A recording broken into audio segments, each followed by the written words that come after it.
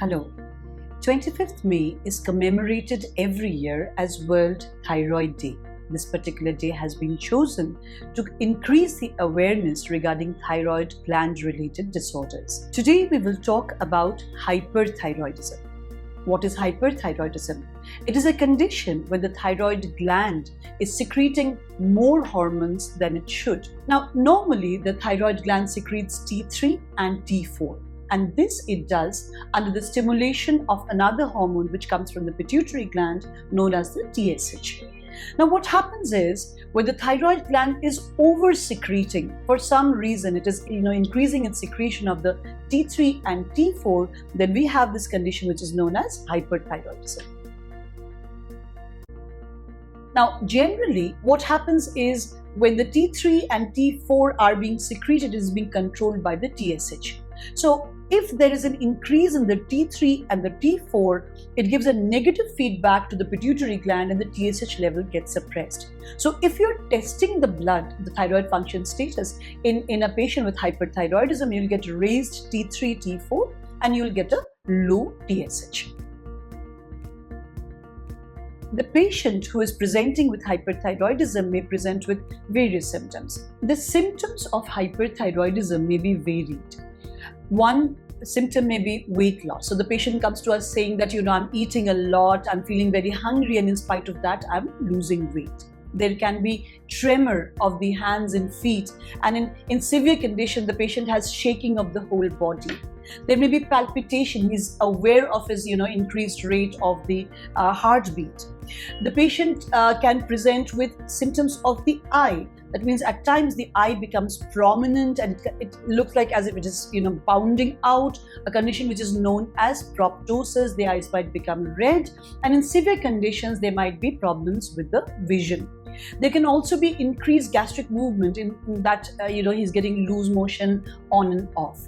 Apart from that, at times because of the, increased secretion, what happens is that the glands become bigger. The lobes of the glands become bigger and this goiter is prominent. So the patient comes to us saying that, I have a prominence, a fullness in the anterior part of the neck. So that can also be the presentation. A goiter can also be a presentation of hyperthyroidism. Now, why does hyperthyroidism occur? There can be number of causes of hyperthyroidism. The commonest causes are usually number one, which is known as Graves' disease, which is an autoimmune condition in which the whole gland is over-secreting the hormones. The second condition is known as toxic multinodular goiter, in which case there are small nodules which are, over-secrete, not the entire gland, but certain areas of the gland that is over-secreting the hormones. Or it could so be that it's just one gland, which is known as a toxic adenoma, just one area of the thyroid gland which is over-secreting. So when we get a patient with hyperthyroidism, the first test that we do is the thyroid function test. And as I said, we see raised T3, T4 and a suppressed TSH level. Now, once we see that, we have to find out the cause of hyperthyroidism. So we get a number of other tests done.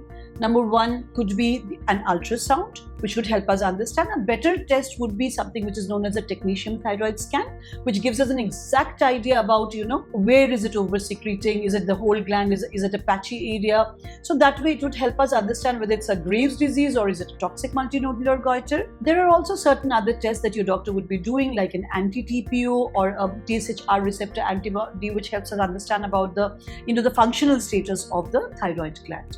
Now, once we've assessed the patient and we have found out that this is the cause of hyperthyroidism, then we decide on the modality of treatment. So there are three modalities of treatment of hyperthyroidism. One is medication, number two is radioactive iodine, and number three is surgery. For most patients, we go for medication initially, and most patients also respond to medication, but it is usually continued for about, say, 1.5 to 2 years. And then, depending on the patient's response, we decide on whether to carry on or to shift to some other modality of treatment. Some other patients, we decide to go ahead with the radioactive iodine treatment. So that is a kind of nuclear medicine which is given to suppress the overactive cells of the thyroid gland, so that the patient becomes euthyroid or may go on to develop hypothyroidism also. Thirdly is surgery. Now, if your patient has a big goiter, has problem with swallowing, is having voice-related problems, this is when we generally decide to go ahead with surgery. Unlike hypothyroidism, in which case usually the medication is for life, hyperthyroidism generally has an endpoint.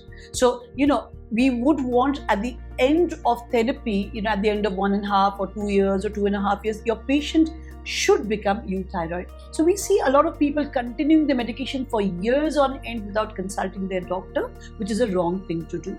So generally, if after say 1.5 to 2 years we are seeing that the patient is not responding to medication, we will shift to another modality of treatment. Or generally, say if the patient has been given radioactive iodine, the patient hasn't responded, you could decide on a second dose of a radioactive iodine. But as I said, it has an endpoint, and usually most patients with hyperthyroidism, they do recover. So if you have any of these symptoms, as we mentioned, which could suggest hyperthyroidism, do get your thyroid function test done and consult your endocrinologist.